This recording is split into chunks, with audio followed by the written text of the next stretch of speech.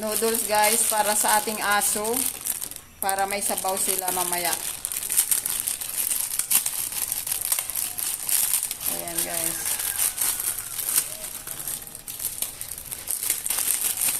Beef, Lucky Me beef.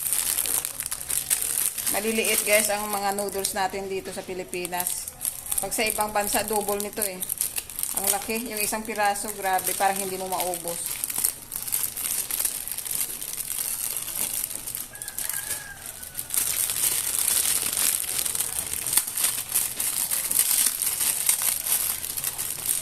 Dinudurog natin para mamaya hindi mahaba pag kumain sila. I-mix sa kanin nila.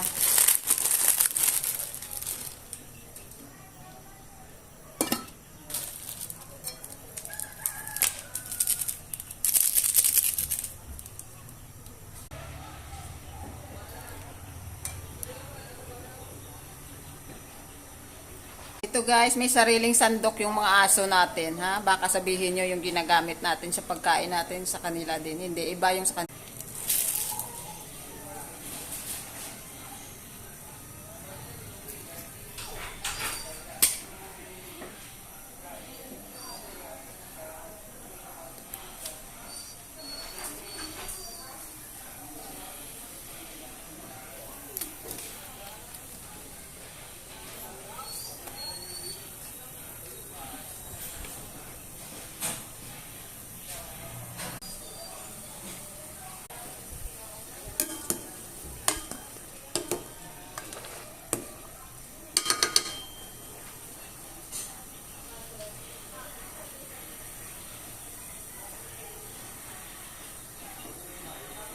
Ayan guys, luto na yan.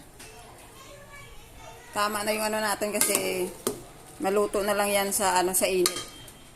Ayan, well done.